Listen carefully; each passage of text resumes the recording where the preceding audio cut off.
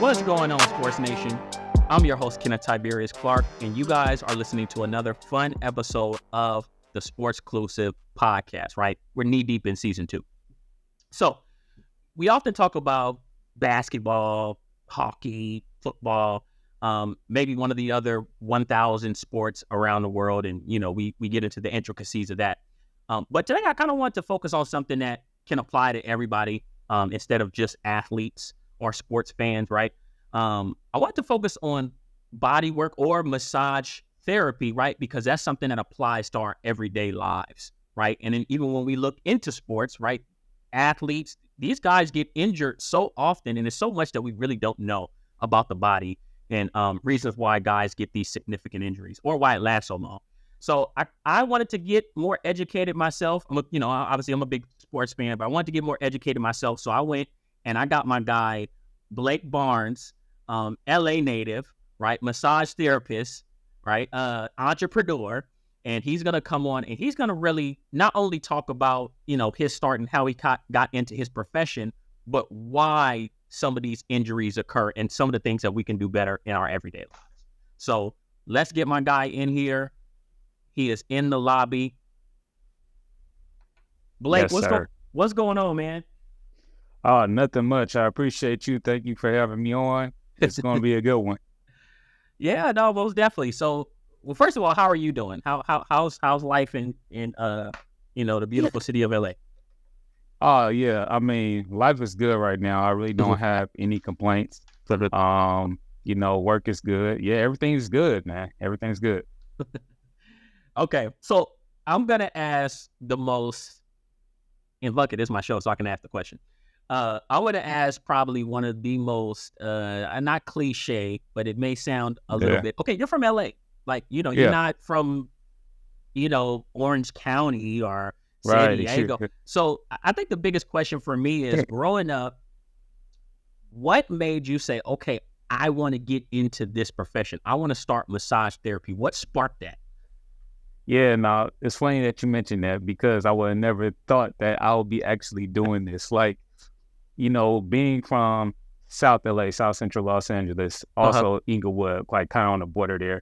It's for me to even fathom that or even speak that, even around friends or something like that, they was like, no, what? What we talking about? But, I never even thought about it myself. But what happened was I realized how it contributed to my main passion, which was sports. Because I started off, also being really big into fitness, and I still am to this day. Mm-hmm. And so, I was actually exploring something that was an app. I was going to do like a fitness app, and I was going to include massage therapy with it. Mm-hmm. And then I was just thinking, if I do that, why don't I go learn more about the industry? I'm already curious about techniques. Hey, it'll be cool to add, I can monetize it, So I went to massage therapy school to learn more about it. But when I went to massage therapy school, I actually realized, because what you realize is you realize how much you don't know as an athlete. You realize how this can be beneficial in your overall performance. We did leg day one day, and, I went to the courts right after, and I hit somebody with the craziest crossover, with the fastest crossover I ever did in my life. And immediately I'm like, wow, it increased my performance. I like this. It ties to my passion of basketball. Let me go learn more about it. So I ended up going back to school, university at the massage therapy school, did some personal training stuff, and just kept building up credentials to become the person that I want to be. And how long, just a question, how long was the school? Well, how long does it take to get that certification? All right, so you had different schools. Now, the one I went to in particular, it was more so out-of-pocket expense, right away. It wasn't like you go through FAFSA or anything like that. Some of them you do, and which will take a little bit longer. But with the one I did, you could probably knock it out within a year and a half. It all depends on your work schedule. But that's the one that I went to. All of them are not like that. Okay. So, all right, so let's get into, all right, this is a big question, right? This is something, and I'm sure this is something that maybe not bothers you, but something that you correct people on a lot. A lot of people get body work and massage mixed up, right? They try to bunch it all in the same category. Right.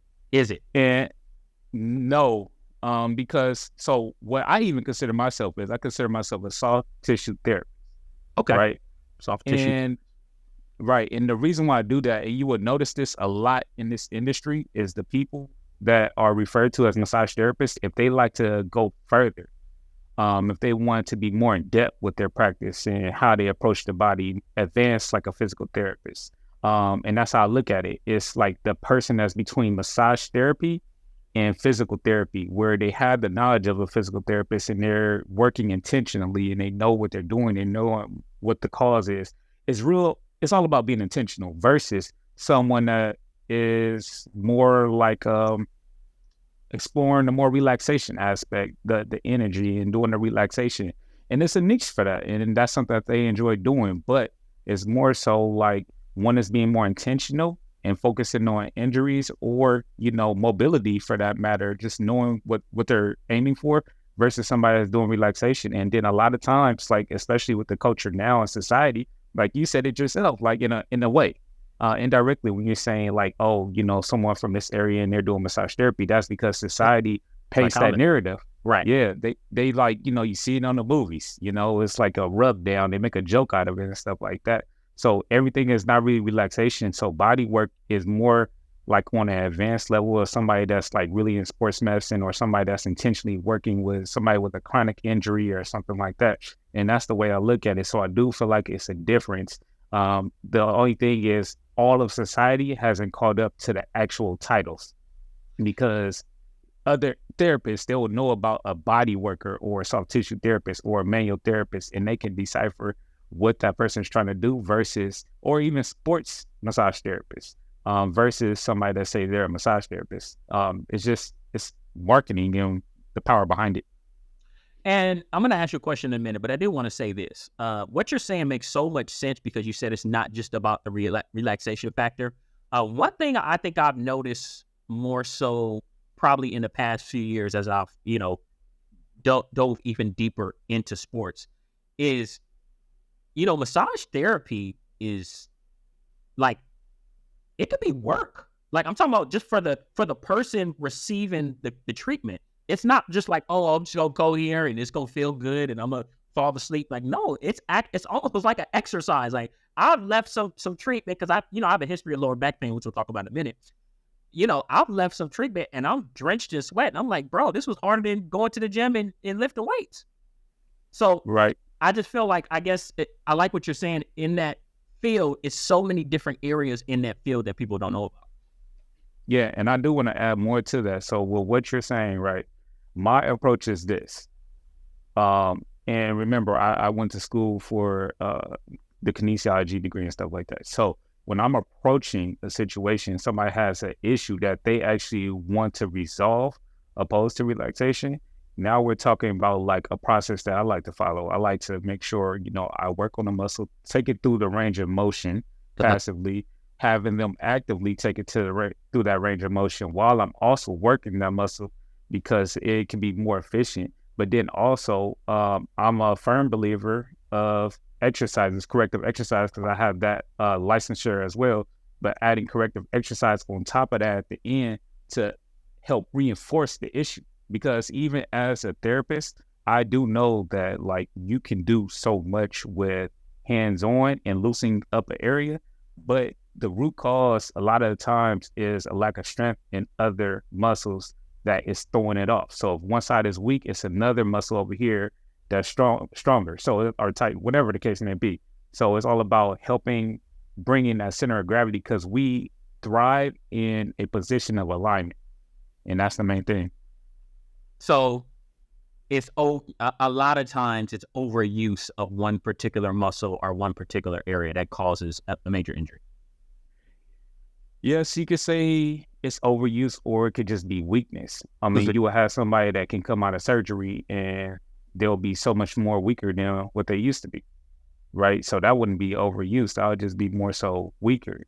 So then it's always a puzzle, and that's why I like it because you're trying to figure out that piece of the puzzle in the human body, trying to figure out what is it that's ultimately causing the overall issue. And you would say your specific, because obviously we talk about all these different areas in massage, and even in you're going a little bit more in depth and talking about, different things that you can work on for a person. What would you say is your specific area of expertise in that field? Yeah, I focus on optimizing mobility, optimizing movement, and increasing performance. And what that entails basically is if somebody's saying like, I'm stiff, like, because even though it's specific, it's also general. Somebody can come to me and be like, oh, I feel tight all the time, like I can't move my hips, this, that, and the other. Then I would be like, okay, this is what we're going to do, right?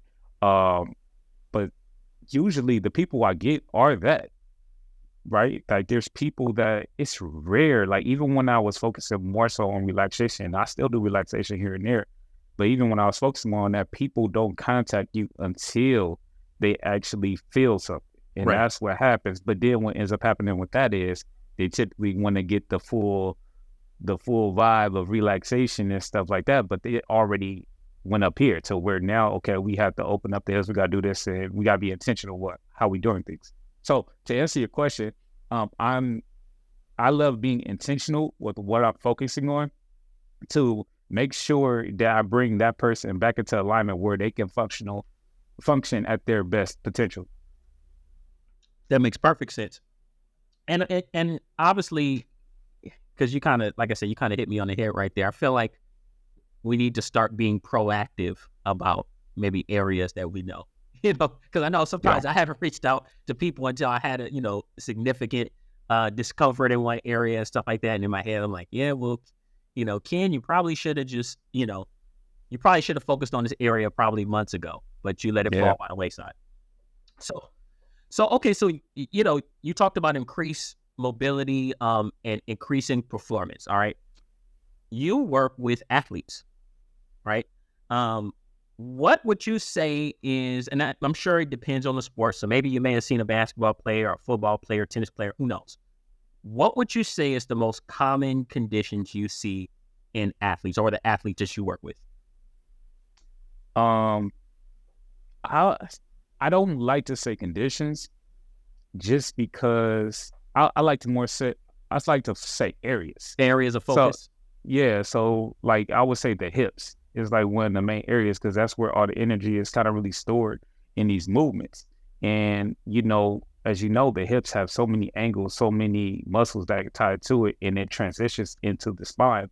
And that's why, like, if you was to say somebody has back pain, a lot of times that back pain can be coming from the hips, right? A lot of my athletes, especially football players, like, they can have tight IT bands, TFLs, glutes, stuff like that. Rotation of their I'm trying not to use like the technical terms, but the rotation. All right, well, the rotation of like the femur, like is externally rotating a lot. A lot of times it's not moving a certain way. It's restricted in a lot of ways. So to answer that question is really like the hips and opening up the hips in different angles, because when they make these moves, these cuts and all these things like that, they are absorbing a lot of force in those positions. And so a lot of times, and I tell people all the time now, I'm trying to educate them about what I do or like the importance of it, is we are stronger than what we think, especially as an athlete. If you're an athlete that's going hard in the pain, especially like collegiate athletes, like you are constantly working out, doing this, and this, then your muscles are going to get tight. So it has to reset in a certain position, or you have to take the time to do mobility work to actually help reset and keep that range of motion instead of losing it because it's constantly contracting. So therefore, when you have that additional range of motion, you're much stronger in those movements. Now you get Saturday football, your Saturday game day, and you almost get taken down and you can explode so much better off that leg. And that's the difference in the play, right? That's sports. It's just that one play that can be the game breaker. Wow. So, okay. So let's look at a specific injury, all right? Every time, and it's funny because as a kid, watching sports, I used to be like, man, this person, it can't be that serious, right? The hamstring injury, right? I was lucky I never had a hamstring injury, but it's something that's common. And we even see NFL just started. Guys will get hamstrings week 1, and that shit will linger throughout the entire season. All right. What would you say, like, why do hamstring injuries happen, and why is it just such a delicate or such a serious injury? Yeah, that one can be a couple of things. Of course, I'm not there, so I wouldn't know being around that athlete on what's exactly causing it. But a lot of cases could be not only overuse, but it could be weak, because that hamstrings is very interesting, right? Because at a certain angle, they don't. You kind of have to be intentional with strengthening them, right? Because they a lot of times they act as the Robin to the Batman, right? So like you have the glutes, and then you have the hamstrings. The glute will be Batman, The Batman. right? And, yeah, and then the I like Robin will be the hamstrings, because they help assist with the overall movement. But in a lot of cases, the glutes probably could take over a little bit more, or other muscles could take over a little bit more, to where the hamstrings, they don't have to be as strong. So that's one thing, is you do want strong hamstrings. However, on the backside, it's easy to, like, especially as an athlete, overwork these muscles. And then now you did so much, and it's game day or it's time for practice, and you have to go 110%, and you explode off that same muscle after you've been done a trillion of things. The next thing you know, you're going to get a hamstring strain, or you're running full speed and then you stop and you have to explode again.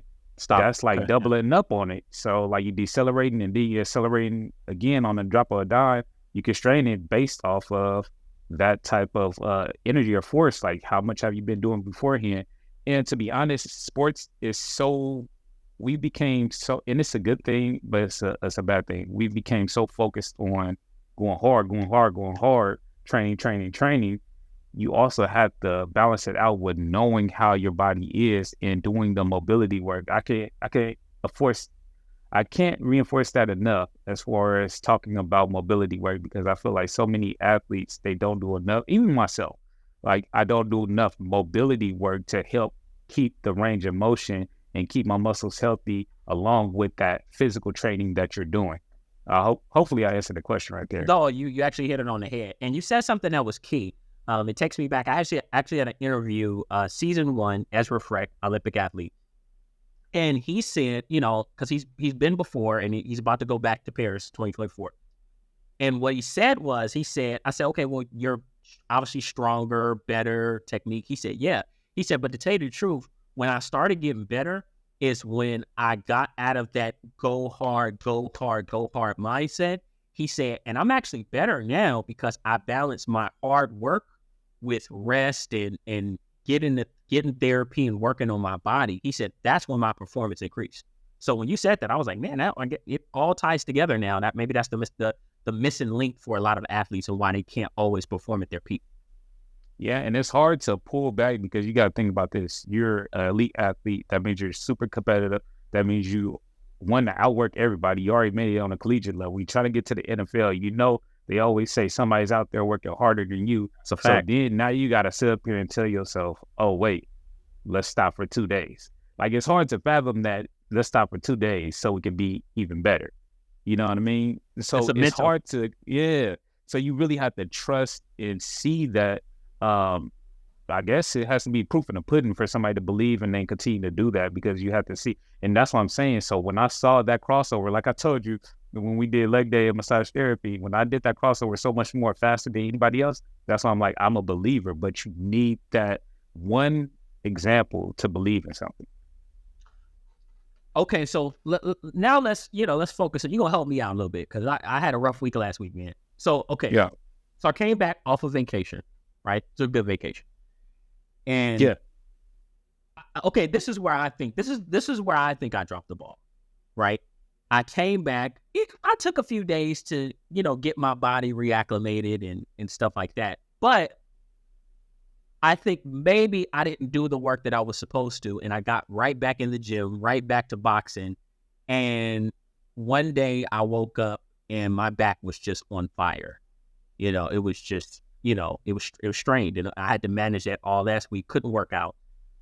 what were you saying? I mean, obviously you could look at my situation, but what are some of the common mistakes you think people make that causes lower back pain?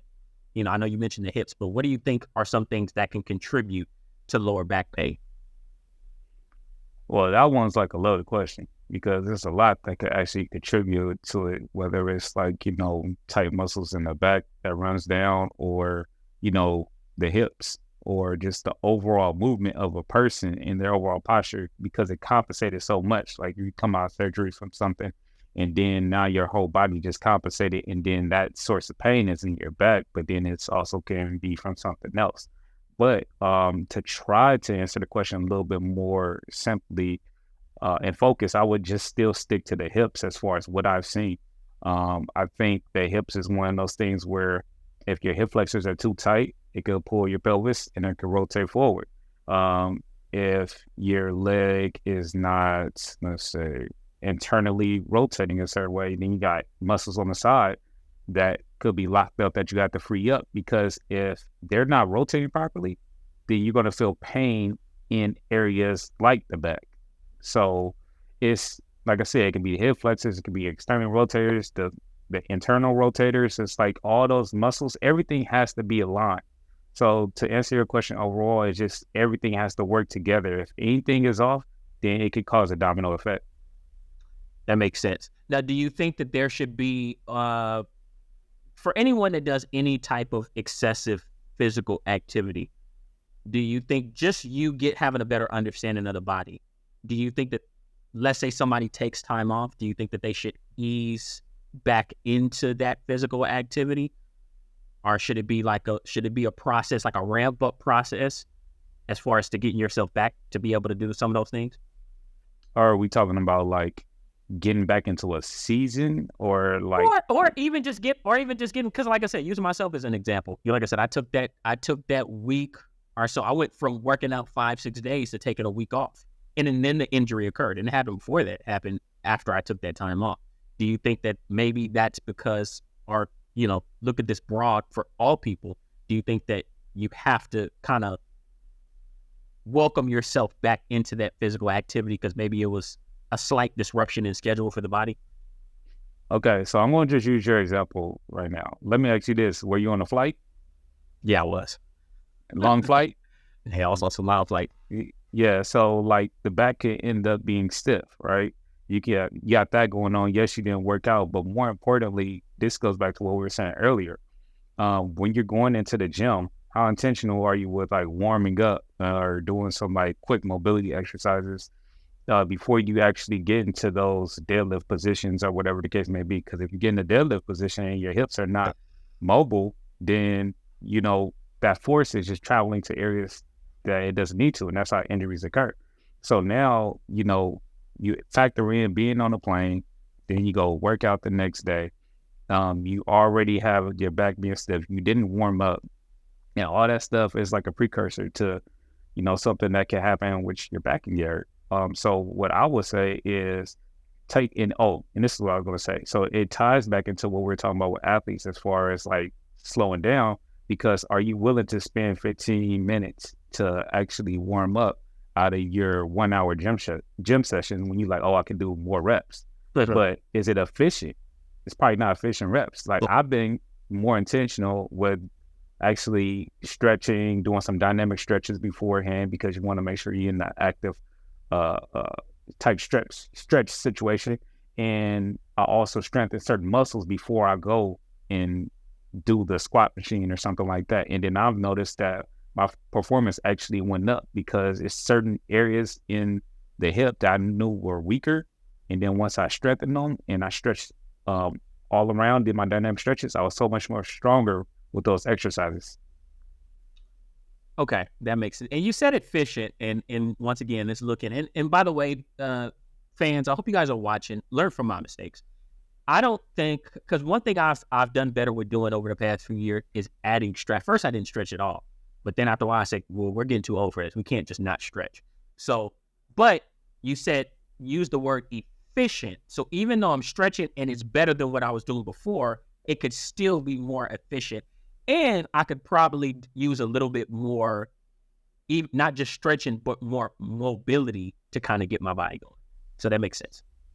Yeah. Efficient, basically, the main thing with efficient is just saying that even though you're taking 15 minutes away from your gym session as far as doing those reps on the machine, you can be more efficient because when you do those dynamic stretches and you open your body up and more mobile, you will be so much more stronger with those reps. So therefore, efficient is now you can do more weight and you didn't know it, right? So now you're getting stronger. That's true. But you didn't even know that you were actually helping yourself out because you were taking 15 minutes away from this situation. You see what I'm saying? No, so, I 100%. Yeah, that's basically what I'm trying to get at with that. And that's been something that I actually have to personally make a change on myself. And it's very hard mentally to be like, oh, wait, let's not go over there and work out right away because we have to go be this place at this time. So. Okay, so let's look at somebody, just a regular, average, everyday person that isn't extremely physically active. Talk to us, and you mentioned this word earlier.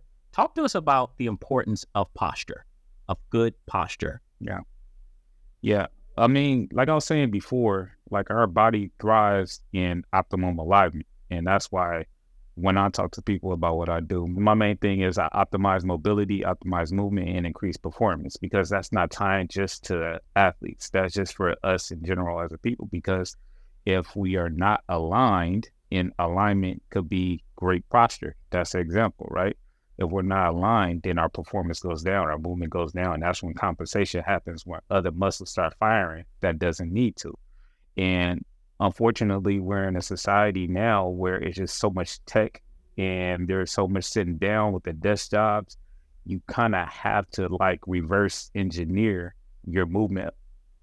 The lifestyle that you live, as far as working wise, you kind of have to reverse engineer that. So if you're sitting at a desk, for 8 hours, and you're sitting in a position where your hip flexors are shortened because your knees are bent, right? Your hips are bent.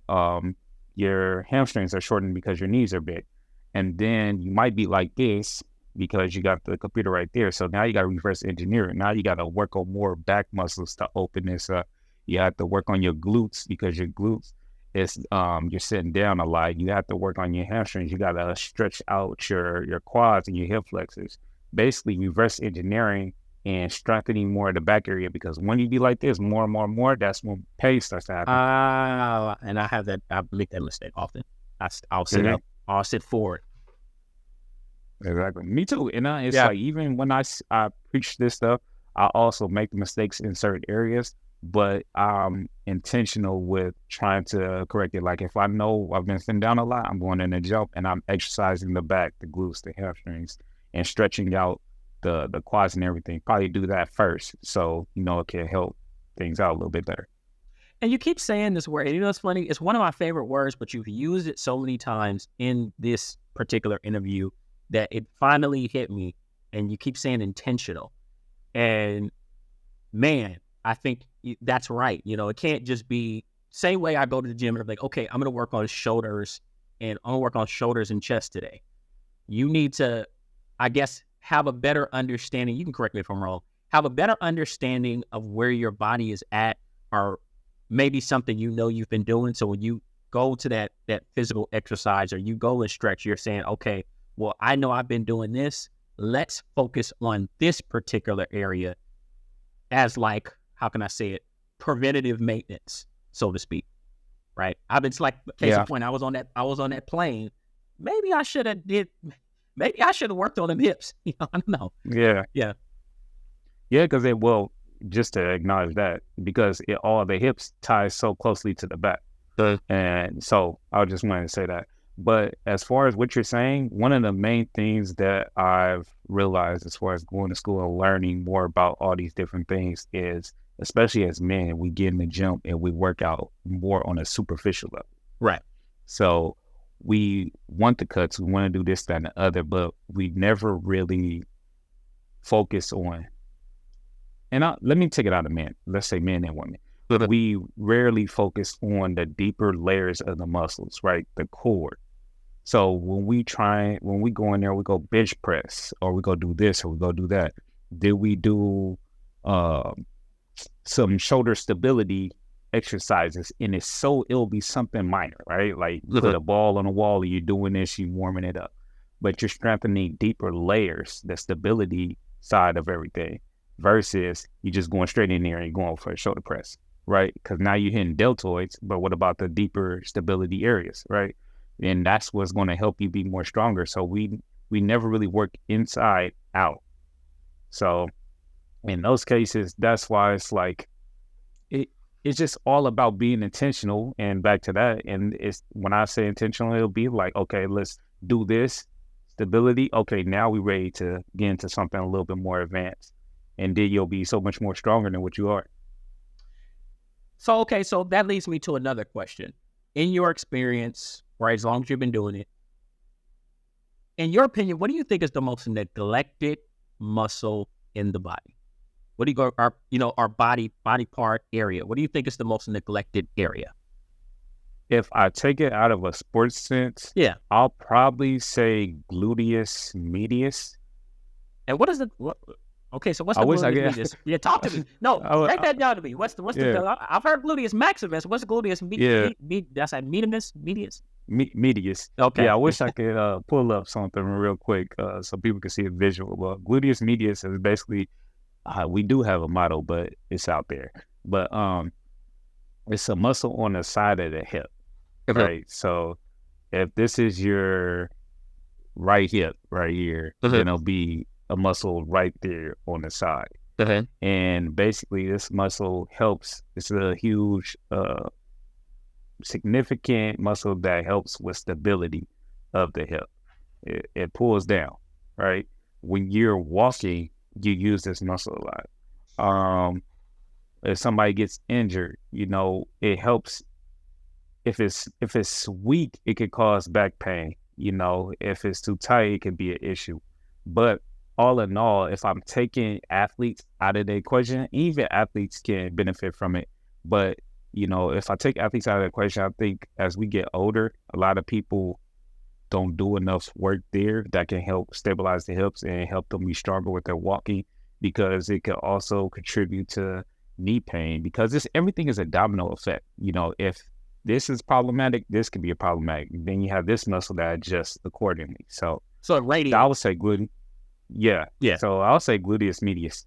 Gluteus medius. Hey, y'all, I learned something today. You see, I'm writing it down. Gluteus medius. Okay, so. Oh, now, real quick, and I don't want to cut you off. No, good. Because I don't know if it's my social media algorithm, but actually I've been seeing that more with the more therapists focusing on that. It'll be like, do this for your back pain, or point of view, you have back pain, and you start doing this exercise, and the exercise they'll be showing will be like gluteus medius type exercise. Yeah, that's your algorithm. I probably need to look it up, and then TikTok will populate it, and then I can get some good work in. Yeah, probably. Okay, so let's look at urban therapy, right? Your business. Talk to us about urban therapy. What all services do you provide? Yeah, so the services I provide is focus therapy. And then I just created the stretch session focus, where I just pretty much do stretches, pin and stretch, and all those things that people like if they just like stretches, period. And then I'll also offer deep tissue, and I'll be like more of the relaxation aspect of everything. I'm still intentional with what I'm doing if I'm working on a certain muscle group. But with my business, the main thing I would like to look at is I'll do assessments. Is it restricted in this area? Is this off right here? Because if so, I'll probably spend more time right here than I need to. Focus therapy is one of those services where if somebody tells me like usually I offer that if somebody's having like a 7 in pain, a higher, or something like that, or they really just feel a lot of issues right here, then I'll be like, okay, let's work there, but let's work on the muscles that's also contributing to that. So now I have to assess to see if it's just there, if it's coming from somewhere else. Let's work on the muscles that's surrounding all of that to put them in a better position. So yeah, those are the 3 services: is focus therapy, there is deep tissue, and the stretch session. And you don't do like like you see the guys on social media, like massaging away. I'm gonna be about No, no. You know, Hey, that's not the first time I heard the joke because the birthday massage with it. Yeah, they wild out here. Yeah, they wild. They're wild. Okay, so obviously you're LA based. Do you have clientele or people that you do over video, or do you do video sessions or Zoom or stuff like that for people in different geographical areas?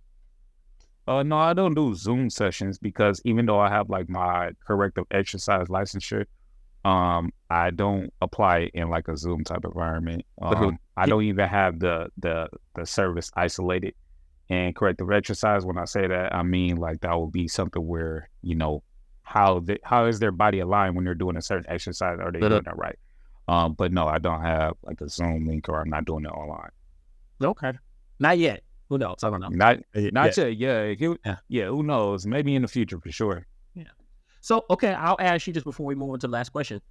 What would you say are some areas, like what is the next tool that Blake Barnes wants to add to his tool belt for your business, right? For your profession? What is it something like, you know what? This is where I want to learn. This is what I want to learn next. What is that? I think it's always a challenge because when you're working with different people, okay, I'll answer that question. I would say the visual aspect. And what I mean by that is I pay attention to how somebody is simply walking down the street. You know, being able to pinpoint, okay, his foot is turning out to the right. This foot is staying in. It's his body, it's his torso twisting to the left. You know, all those little visual cues, being able to look at that and then also apply it in a sense of therapy. Because what I'm trying to do is something that literally creating my own makeshift physical therapy degree. Right?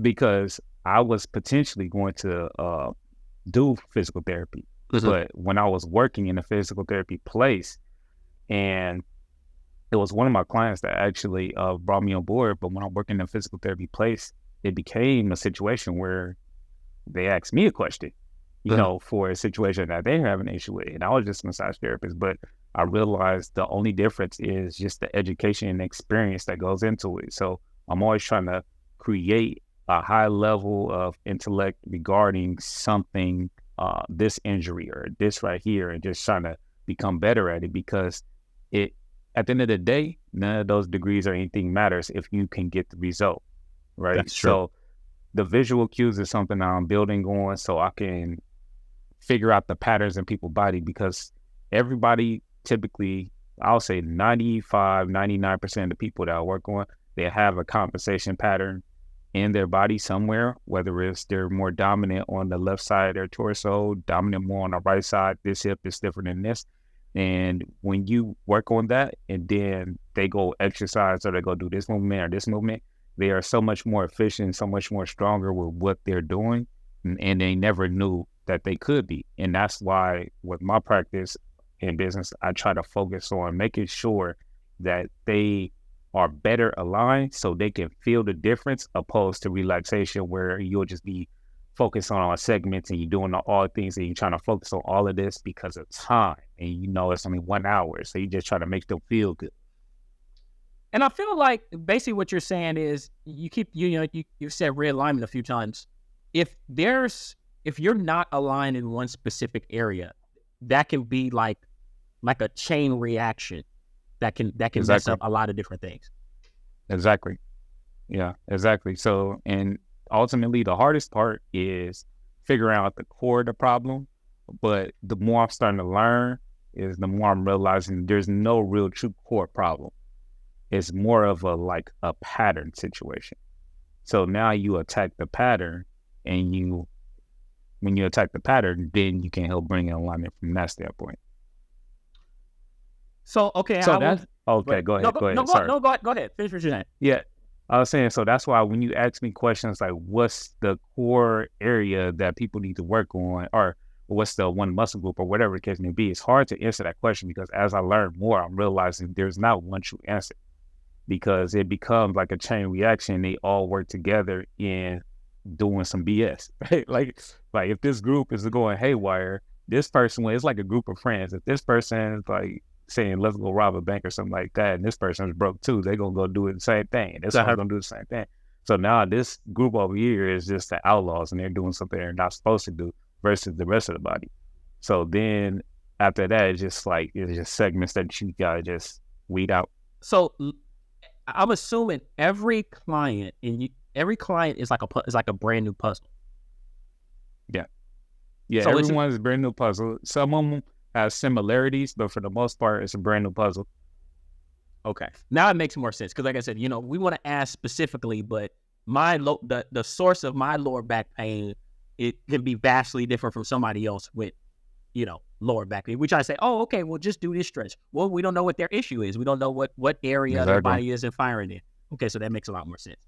Now, would you say that different situations you've ran into have how can I say it, made you maybe look a little bit more into a certain area? So maybe you mentioned gluteus medius, maybe you, for a while, you didn't get a client that didn't have issues with gluteus medius, and then you got that one, you said, you know what, let me look a little bit more into this. I never ran into this before. Is that how it normally happens? Is that how you feel like you've gained more experience and gotten better? Yeah, I think when I started learning more, I realized I didn't know anything. Does that make sense? No, I think it's like that in every profession. Yeah, because it's like I would get real good at like maybe neck, right? But then the more I'm learning, I'm like, okay, well, why this is acting funny over here? And then I have to go back to the drawing board, and then I end up in a different area where that could contribute to the neck, and then the hips, and so all those things just constantly do happen as far as you learn, oh, I'm getting real good at it. Then it brings you back to a humble experience, and then you'll get in a situation where then I started doing assessments. So then the assessments will show like restriction patterns. So I'm like, okay, if this is restricted over here and this is restricted, now I study more of the patterns on everything. But for the most part, that's how I typically like to work in a lot of cases, is I will use assessments and see where the range of motion is with someone to see if that's something that may be of interest. And then it's also tough because even if something has a full range of motion, maybe it's more of a strengthening issue. So as a therapist, like, it's always hard to like really pinpoint exactly. So a lot of times you kind of use like a focus area and just let's work on all the muscles around that area just to be sure in some cases. That makes sense. So, and then the actual problem will eventually reveal itself. Yeah, so like for gluteus medius, like if I'm working on gluteus medius, then I'm probably going to work on the piriformis as well. I'm going to work on the glute maximus as well. I'm still looking at all that stuff. The hip flexors might be an issue. The adductors might be an issue. So all those things is started. Now I'm getting to a point to where I'm realizing like certain patterns that certain muscle groups that typically work together in certain issues. They're all not the same in every case, but similarities. Like you will have a similarity to somebody else, but it's not going to be everybody. Makes sense. That makes absolute perfect sense. So how can the fans reach and support you, right? Do you have a website for your business, social media platforms? Talk to us. How can they get in touch with you? Yeah, so for the website, it's urbantherapyrecovery.com. That's urbantherapyrecovery.com. For my handle on Instagram, I'm under the Melanated Therapist. So that'll be the Melanated, MELANATED Therapist. And for my TikTok, I'm under just Urban Therapy. Yeah, just Urban Therapy. So I do want to thank you for coming on because, one thing we preach here on the Sports Exclusive podcast, one, we want to focus on all areas of sports, but I'm all about inclusivity and about showing people that not just, obviously I focus on sports, but the world is so broad, right? And here you are, a guy who grew up in, South Central, right? You lived in Inglewood, close to Compton. And here you are, you're knee deep into being a soft tissue, make sure I get the title right, a soft tissue massage therapist? I go with soft tissue therapist. Soft tissue therapist, yeah. Yeah, and that's only just to kind of separate myself from the relaxation part. But, technically I'm still a massage therapist. Right. And I think that's good, that's healthy, because I want people to see, especially that grew up in similar backgrounds that we grew up in, that, okay, this is a lane that I can go. Okay, I played sports I played sports in high school, right? I didn't make it to the highest level, or I didn't play in college. You know what? Maybe I can, instead of coaching, maybe I can go on the sports medicine side. Maybe I can, I can go into body work or, soft tissue therapy and things of that nature. So I appreciate you for coming on and just showing the audience just a different lane, a different route that they can take to success. Yeah, absolutely. And I think that's huge. I actually was entertaining the idea of possibly doing something like that in the future, as far as going somewhere and talking to kids, as far as teaching them about like the other side of sports. It's just like the behind the scenes, like what you could do. I know sports physical therapists, I know sports massage therapists, and just understanding this information period will be great for you being an athlete. Because like me mentioning something like mobility work is something that, I didn't even know until I started doing this, right? And it can help increase your performance because you're always doing the physical side of things, but it's not doing the recovery side of things. And to add this in, and I'm sure this is something that you've thought about quite a lot, and I'm talking to the fans here. How many of you guys was an athlete in the past? Imagine what your athletic experience, how you can apply that to this professional field. Because it's a difference between, and maybe you can tell me this, it's a difference between going into therapy and body work and things of that nature, and you are just some regular Joe Schmo that went to school and, you didn't play basketball with your friends, and you didn't take up any type of professional sport. But if you were active and you do understand, you do have a little bit more understanding of some of the body movements that an athlete will make, it can make you that much better in that field. Would you agree? Absolutely. Like I was on YouTube, and this is like when I'm getting more into it, I'm getting on YouTube because I'm always spraining my ankle. So I'm also feeling it, but then, so I will look at it on YouTube and then, learn more. But then also on the therapy side, the fact that I can feel the ankle sprain and I can feel if somebody worked on the calf, it will help alleviate. Now in real time, I'm the student and the client. And that's the main thing, right? Like when you're a person that can actually feel the difference, that's how you'll be able to really know what can potentially happen for the next person or what's possible, period. No, most definitely. So, okay. So, yeah.